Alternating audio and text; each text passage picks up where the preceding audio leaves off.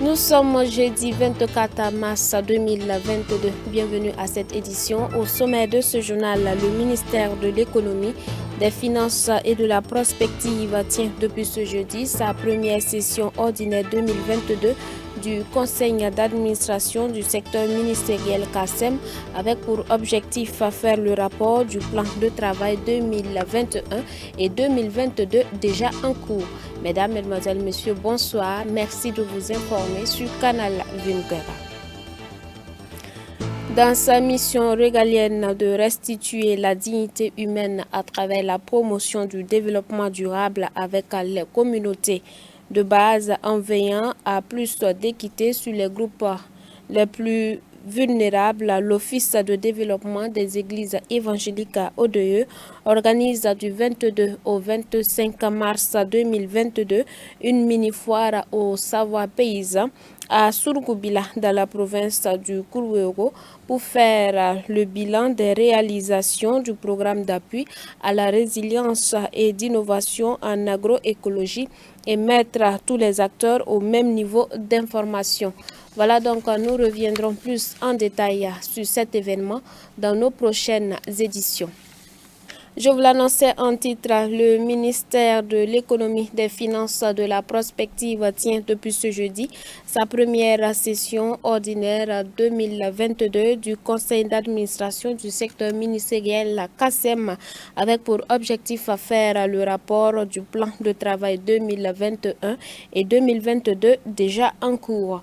En termes de bilan, plus d'acquis ont été engrangés. Plus de détails avec Jonas Tondé, Antoinette Bénin. Agent judiciaire de l'État, quelle valeur ajoutée pour la préservation des finances publiques? Loi 032 sur le partenariat public-privé, innovation et enjeux économiques. Telles sont les communications de la première session ordinaire du Conseil d'administration du secteur ministériel CACEM de l'année 2022, organisé par le ministère de l'Économie, des Finances et de la Prospective. Durant 2 jours, les acteurs du dit domaine échangeront sur ces différentes thématiques dans le but de booster le secteur économique.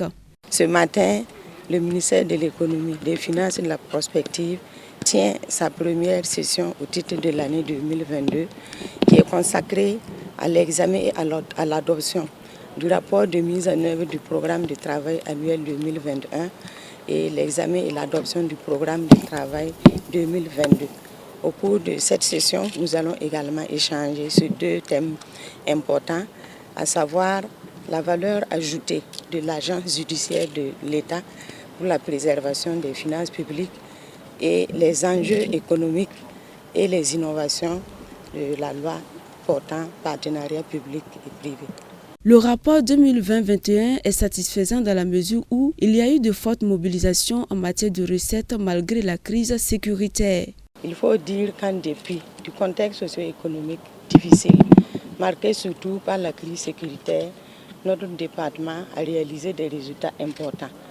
En matière de mobilisation des ressources, nous avons réalisé une performance très satisfaisante, à savoir un taux de recouvrement de 105%, avec la mobilisation de ressources propres à hauteur de 1973,77 milliards de francs CFA contre une prévision de 1867,55 milliards de francs CFA. Et cela nous donne une progression de 220 milliards de francs CFA de ressources mobilisées supplémentaires par rapport à l'année 2022. En plus de cela, nous avons d'autres résultats très importants, à savoir donc la sélection et le financement de 14 projets innovants à hauteur de 3 milliards 453 millions de francs CFA dans le cadre de la mise en œuvre du programme Burkina Start-up et le financement de 58 projets d'entreprise, dont 12 portés par des femmes, à hauteur de 5 milliards 906 millions de francs CFA dans le cadre de la mise en œuvre du programme AgriNova. Nous avons également pu réaliser le contrôle de 374 marchés de contrats publics de plus de 20 millions, 48 missions d'inspection et 2 missions d'audit. Nous avons également accompagné 14 autres ministères et une institution pour la réalisation de leurs documents de stratégie.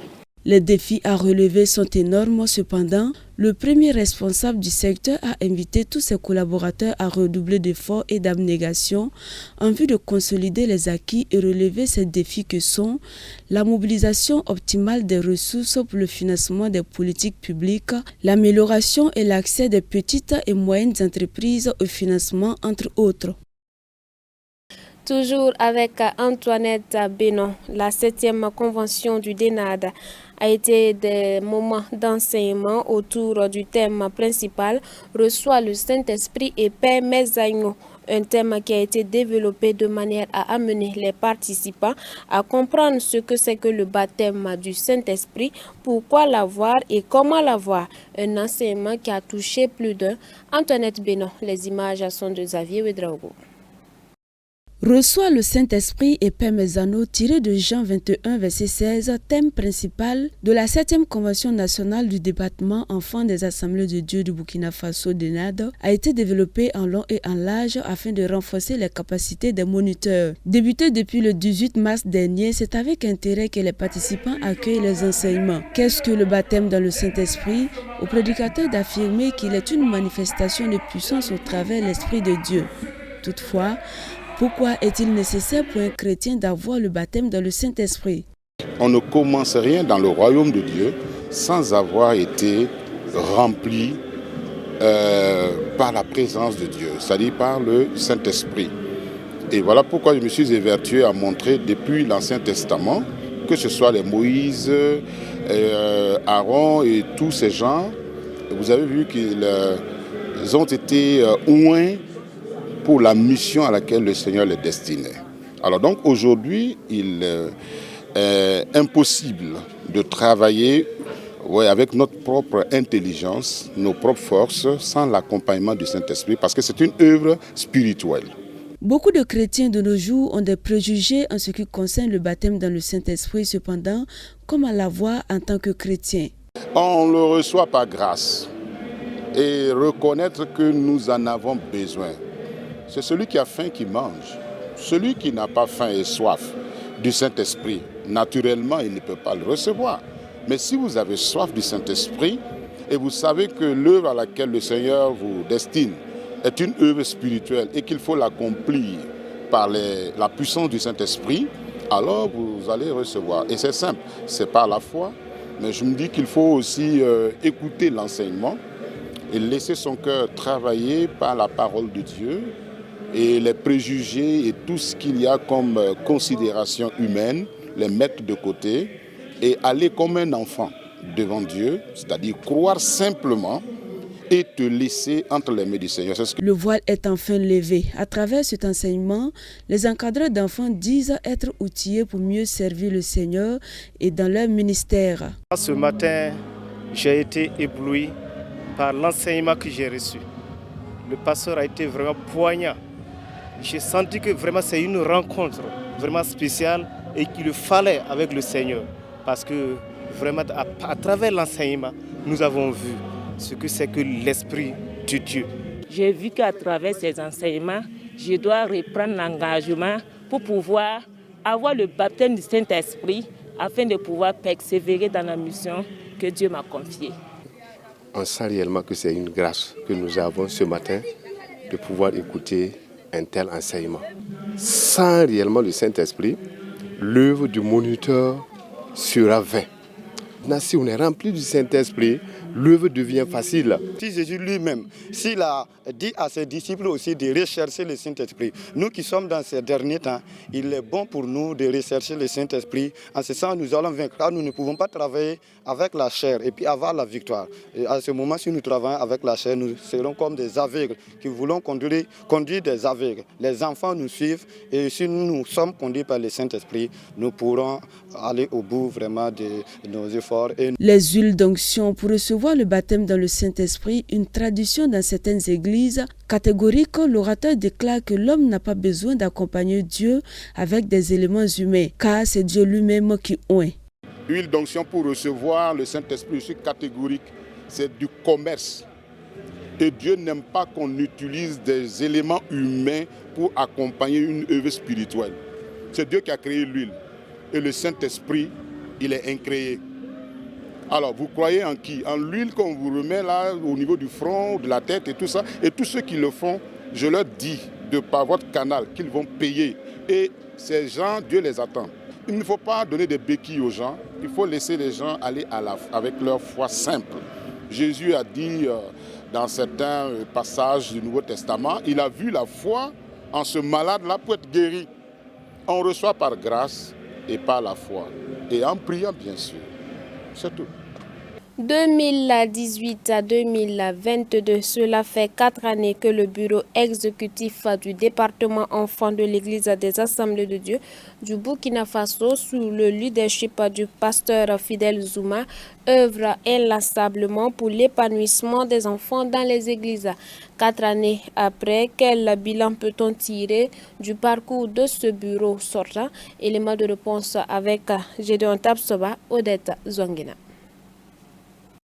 Après le vote des membres du bureau exécutif du Conseil général ainsi que des leaders régionaux et ecclésiastiques des Assemblées de Dieu du Burkina Faso, c'est au tour des structures fêtières de l'Église nationale d'emboîter les pas. À l'occasion de sa 7e convention nationale, le DENAD compte bien ouvrir la marche, mais pour l'instant, l'heure est au bilan.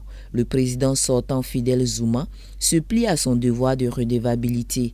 Porté à la tête de la structure depuis 2018, son staff et lui ont mis un accent particulier sur la formation des moniteurs, l'évangélisation des enfants, le partnership. À ceci s'ajoute: nous avons aussi eu une pensée sur les enfants en difficulté, ce qui a fait que nous avons introduit le système de parrainage. Et cela nous a permis à parrainer en tout cas beaucoup d'enfants en difficulté, et cela nous a permis aussi à même parrainer des enfants des déplacés que nous avons amenés dans un centre pour qu'ils puissent poursuivre leurs études. Nous n'oublions pas également les camps bibliques. Nous avons mis l'accent au niveau des camps bibliques. Et la pandémie de Corona étant venue, cela nous a amené à inviter toutes les églises à organiser les camps par église locale. Et en cela, nous avons vu l'efficacité. Le trésorier général s'est également soumis au même exercice. De ses recettes et dépenses, il en ressort un solde de plus de 5 millions de francs CFA. Nous avons pu récolter les offrandes, les dons dirigés et autres recettes que le DENAD a, 83 millions et quelques. Et dans ces récoltes-là, vous savez qu'on a récolté, c'est pour dépenser, si je peux le dire, c'est pour dépenser dans les activités entrant dans le cadre du DENAD. Donc nous avons dépensé à cela 78 millions que nous avons dépensé dans les 83 millions que nous avons récoltés. Et au jour d'aujourd'hui, nous rendons grâce à Dieu, nous partons avec un solde positif de 5 millions que nous allons léguer au nouveau bureau qui sera élu dès même aujourd'hui. Le rapport moral et financier ont été adoptés à l'unanimité. Après avoir suivi ces deux rapports, nous pensons humblement que ces rapports ont été bien faits et conduits surtout par l'Esprit de Dieu. Ce qui nous a motivés d'ailleurs à nous joindre pour les adopter à l'unanimité. Dans l'exécution des tâches à eux assignées, les commissaires aux comptes, après approbation des 10 rapports, n'ont pas manqué de formuler des recommandations pour améliorer leurs capacités d'action et leur crédibilité. DENAD a mis en place un manuel de procédure, mais jusqu'à présent, nous n'arrivons pas à appliquer ce manuel de procédure dans la gestion de la trésorerie. Pourtant, c'est un document très important qui guide et qui permet de canaliser la gestion des fonds du département. Il y a aussi des décisions qui ont été prises, mais qui n'ont pas pu être formulées ou écrites dans des notes comme des décisions qui puissent être des archives. Donc, nous les avons recommandé de mettre vraiment en place ces documents qui vont servir d'archives et qui vont aussi permettre aux trésoriers de mieux gérer les fonds. Place au vote, les moniteurs sont appelés à élire les membres du bureau exécutif national. 2 candidats sont en lice pour le poste de la présidence, dont le président sortant Fidel Zouma qui devra faire face au vice-président sortant, le pasteur Albert Ouedraogo. Et nous ouvrons la page de l'actualité hors de chez nous. Réunis en sommet, l'OTAN annonce le déploiement de 4 groupements tactiques sur son flanc oriental et va envoyer du matériel à l'Ukraine pour faire face à une éventuelle attaque chimique. Le président américain est en Europe pour pousser ses partenaires à prendre des mesures plus sévères contre la Russie. Première étape de son périple, l'OTAN. Les dirigeants de l'Alliance demandent une nouvelle fois à Moscou de mettre un terme à l'invasion de l'Ukraine. Les Alliés vont déployer 4 nouveaux groupements tactiques sur le flanc est de l'Alliance. L'OTAN va aussi envoyer aux autorités ukrainiennes du matériel pour faire face à une éventuelle attaque chimique ou biologique. N'importe quel usage d'armes chimiques changera totalement la nature du conflit. Il s'agirait d'une violation flagrante du droit international et cela aurait des conséquences très étendues et extrêmement dangereuses. Cela toucherait le peuple ukrainien, mais il y aurait aussi le risque d'avoir un effet direct sur les citoyens qui vivent dans des pays de l'OTAN.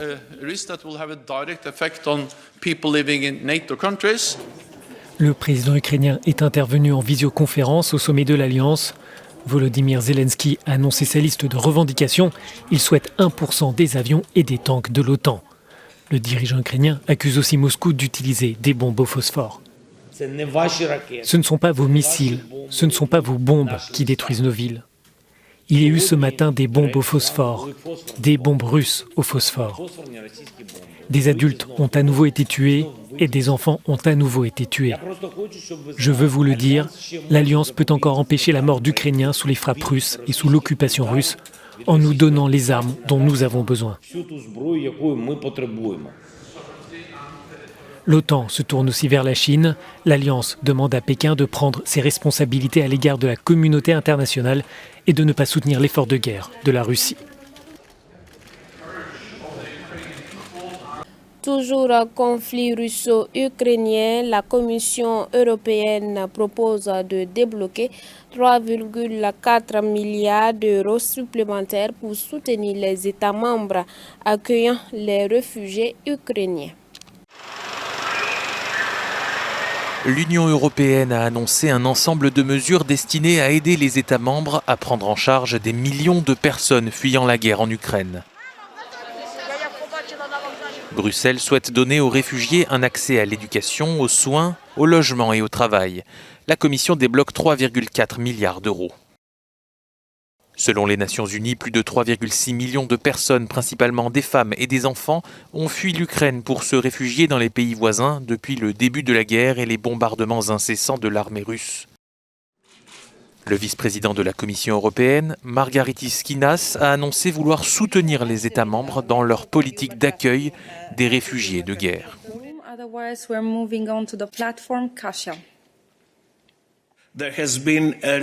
Il y a eu un remarquable élan de soutien dans toute l'Union européenne, mais cela n'est pas viable à long terme et sans notre soutien. C'est pourquoi nous voulons lancer une nouvelle initiative, Safe Homes, et voir comment nous pouvons nous associer au secteur privé et créer de nouveaux partenariats innovants au niveau local, national et européen pour soutenir les Européens qui mettent leurs maisons à la disposition des réfugiés. Parmi ces mesures, des dispositifs seront mis en place pour assurer le transport en toute sécurité des enfants non accompagnés qui peuvent être ciblés par des groupes criminels. Et un peu d'histoire dans cette édition. Iran, qui sont les gardiens de la révolution? La République islamique d'Iran a vu le jour en 1979. Son fondateur, l'ayatollah Khomeini, créant un coup d'État, donne naissance à un contre-pouvoir, une armée dans l'armée, les gardiens de la révolution qui seront plus tard appelés organisations terroristes. 11 mai 1979, la République islamique d'Iran voit le jour. Elle transforme ainsi l'Iran en république basée sur la charia. Son fondateur, l'ayatollah Khomeini. Craignant un coup d'État de l'armée, il décide alors de donner naissance à un contre-pouvoir, les gardiens de la révolution. Ils sont contrôlés par le guide suprême. Leur rôle, prévenir les menaces de tous les opposants à la République islamique, que ce soit en Iran mais aussi à l'extérieur des frontières. Il gagne en popularité et en puissance pendant la guerre d'Irak de 1980 à 1988 et plus de 40 ans après leur création, les gardiens de la Révolution fonctionnent comme une véritable armée dans l'armée, des forces terrestres, maritimes et aériennes, une unité d'élite, la force Al-Quds et même aujourd'hui un chef d'état-major, le général Hussein Salami. Le tout toujours contrôlé par le guide suprême iranien. Les gardiens de la Révolution seraient forts d'environ 150 000 hommes et ils contrôlent presque tout l'Iran et pour cause. Ils contrôlent tous les points d'entrée et de sortie du pays comme les aéroports et les ports. Leur influence est aussi économique. Elle représenterait près de 40% de l'économie totale du pays. Tous les produits, marchandises, matières premières comme le pétrole, les produits importés ou exportés passent en effet entre leurs mains. Ils ont aussi la main mise sur des dizaines d'entreprises dans le secteur du bâtiment, de la construction navale et des télécommunications. Ils sont aussi présents au plus haut sommet de l'État. En bref, les gardiens de la Révolution sont partout. À partir de 2011 et le printemps arabe, ils s'implantent à l'étranger, notamment en Syrie et en Irak. Ils le sont déjà depuis des années au Liban, aux côtés du Hezbollah. Ils sont accusés de soutenir les organisations terroristes, les talibans en Afghanistan, le Hamas ou encore le djihad islamique. Résultat, en 2018, l'Arabie Saoudite et Bahreïn classent les gardiens de la Révolution comme organisation terroriste. Même décision prise quelques mois plus tard, le 8 avril 2019, par les États-Unis. J'annonce notre intention de placer les gardiens de la Révolution islamique, y compris sa force Quds, sur la liste des organisations terroristes étrangères, conformément à l'article 219 de la loi sur l'immigration et la nationalité. Cette désignation entrera en vigueur dans une semaine. Les gardiens de la Révolution sont un véritable État dans l'État qui ne rend de compte à personne. Et parmi les exigences de Téhéran pour un accord sur le nucléaire, que Washington les retire de leur liste noire. Une décision qui pourrait avoir de lourdes conséquences pour la région. C'est tout pour cette édition, mais rappelons que le ministère de l'Économie, des Finances et de la Prospective tient depuis ce jeudi sa première session ordinaire 2022 du conseil d'administration du secteur ministériel CACEM avec pour objectif faire le rapport du plan de travail 2021 et 2022 déjà en cours. En termes de bilan, les acquis sont nombreux au sein de ce ministère. Un élément que vous avez pu suivre avec d'autres éléments dans cette édition. Fin de ce journal, Soré Delwende a réalisé cette édition. Vous nous avez reçus depuis Zignaré. Bonsoir chez vous, demeurez bénis en Christ Jésus.